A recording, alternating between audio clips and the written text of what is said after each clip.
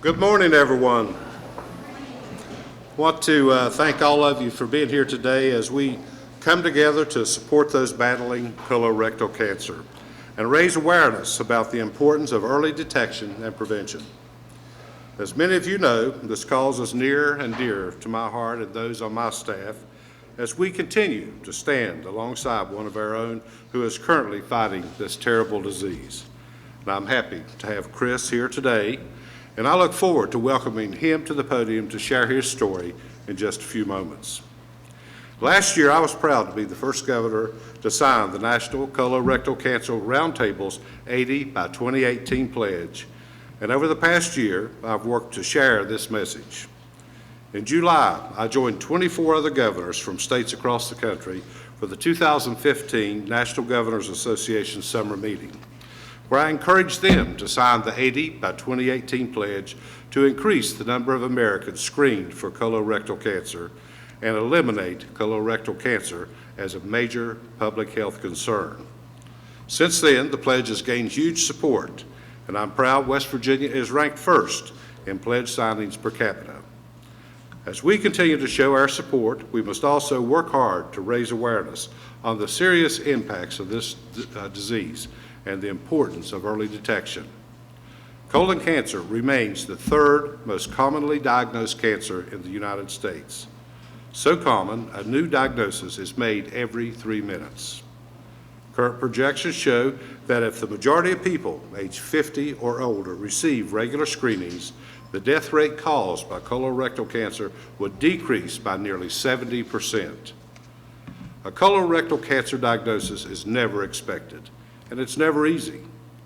While any cancer diagnosis can bring uncertainty, it's important to remember that colorectal cancer is preventable and it is treatable, and with early detection and intervention, it is beatable. Across the state, a number of activities are gearing up to help spread this message and raise support of those battling colorectal cancer. On Saturday, March the 12th, my friends at Charleston Area Medical Center will host a cancer screening and prevention day at the CAMC Cancer Center in Kanawha City. This event will offer free screenings, blood work, and educational materials to help raise awareness. Over the past month, CAMC has also been working to finalize details for the annual Run for Your Life race. And this year's event is scheduled for Saturday, June 18th, and offers a 5-mile run and a 2.5-mile walk beginning at Haddad Riverfront Park in downtown Charleston and continuing throughout the city. All proceeds from this event will go to support local screenings in communities all across West Virginia. It's a fantastic event for a great cause, and I encourage all West Virginians to learn more and consider registering. Today, as we recognize Colon Cancer Awareness Month, we must also take time to recognize those battling this devastating disease. I'm proud to have Chris Stadelman with us today to share his own experience. Now, Chris is not only a valued member of my senior staff, he's a dear friend to so many of us who inspires us all each and every day. Chris.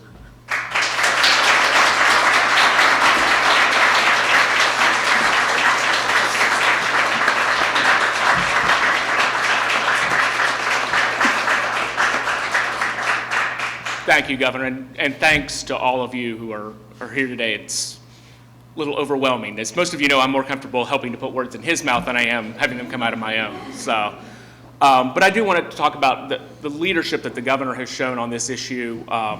In October of last year, I was proud to be able to represent him at the National Colorectal Cancer Roundtable, where he received the first state award for leadership on the screening by 80 by 18.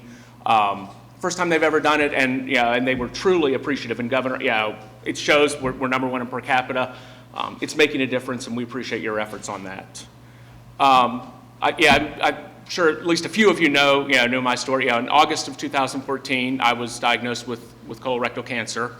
Was fortunate to have the support of a number of friends. Steve Ruby couldn't be here today, but Steve had gone through something similar and was very helpful in letting me see what the options were. We thought we were going to do surgery, and actually I was at the governor's mansion for a staff recognition ceremony when I got a call from Sloan Kettering to say, we're not going to do surgery. That's not an option. It's stage 4, and we're going to do chemotherapy instead. And so that, was a surprise for all of us.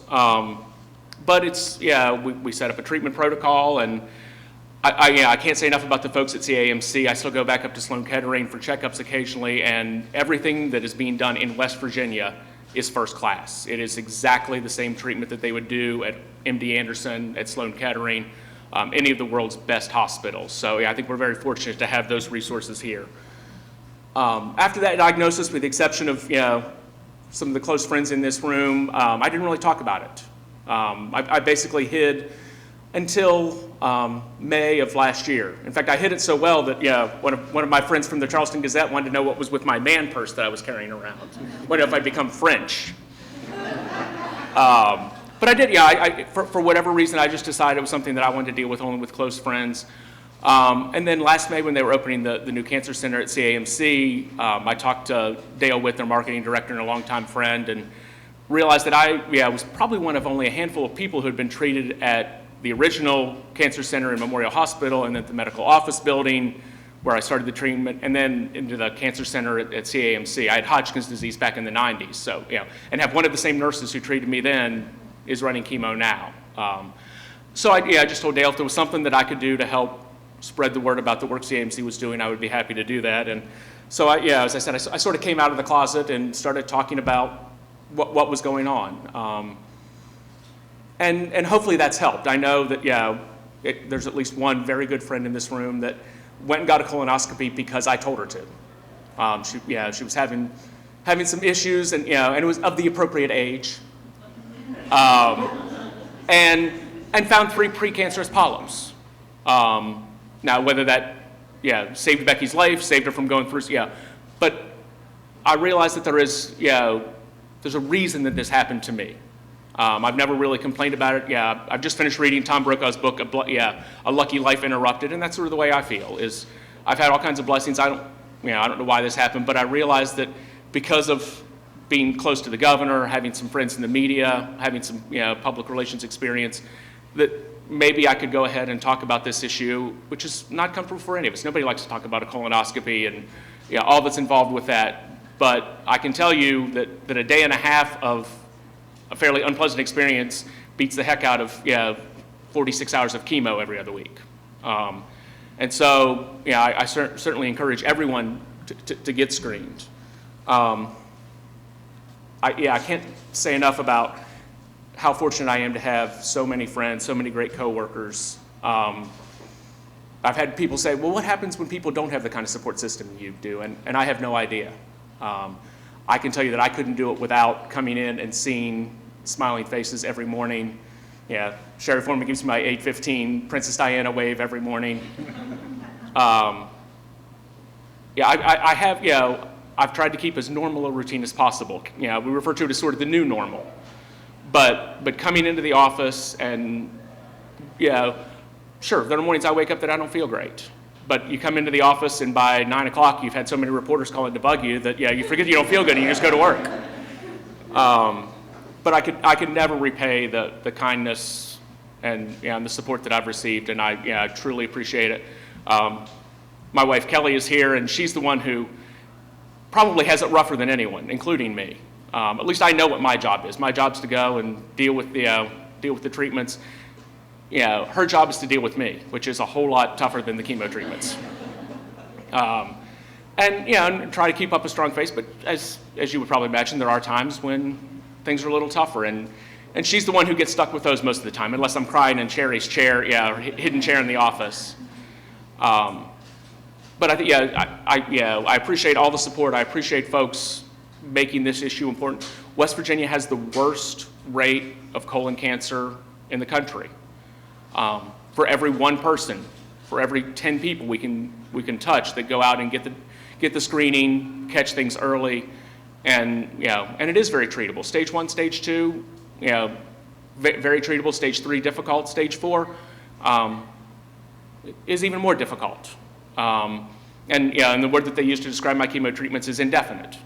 And that's just what we deal with. But I certainly appreciate the governor's leadership on this issue, and I thank all of you for being here, old friends, new friends, people that I've known for 25 and 30 years. Thank you for all your support. You make it possible for me to go through this fight, and I appreciate it.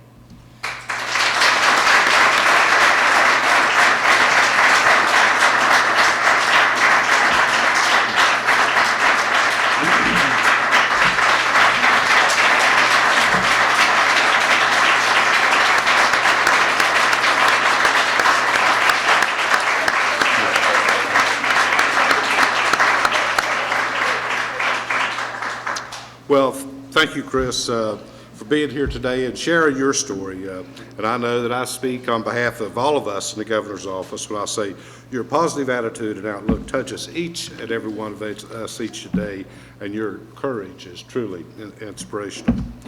With your help and with the help of so many others across West Virginia, we can make greater progress and prevent these devastating diagnoses and save more lives. And just on a personal note, if you have not had a colonoscopy, it's not bad. Drinking that jug of stuff, that's bad. Once you get that, by you, that's behind you, no pun intended.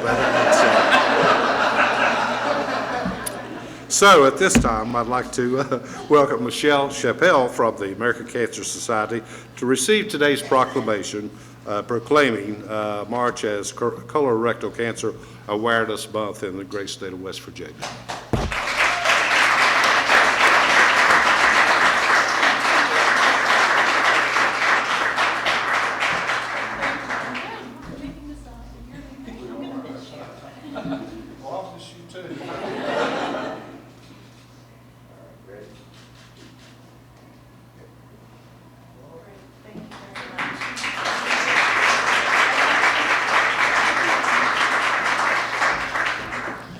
Well, on behalf of the American Cancer Society from West Virginia, as well as the American Cancer Society Cancer Action Network, which is our group that's here today, we certainly appreciate the trail that you are currently blazing for us with other governors in the United States, and we certainly appreciate Chris and his story as well, and continue to do that fight. I am a 7-year colon cancer survivor, so I know what Chris is enduring, and I know that colon cancer can be treatable and prevented, again, by doing screenings. So catch those polyps early, do your screenings. And my small story is that if I would have known my family history, I would have had a screening done at the age of 40 versus being 42 with my diagnosis. So know your family history. It's not something to be embarrassed to talk about. I still do my colonoscopies. I was doing them twice a year, so I know what it is to drink that gallon of stuff. But I always feel so much better after doing that, knowing that I have prevented another round of colon cancer. So please be vigilant in doing your screenings. We certainly, again, appreciate the state of West Virginia and Governor Tomblin blazing those trails for the 80% by 2018 and to eradicate deaths here in West Virginia from colon cancer. So thank you very much.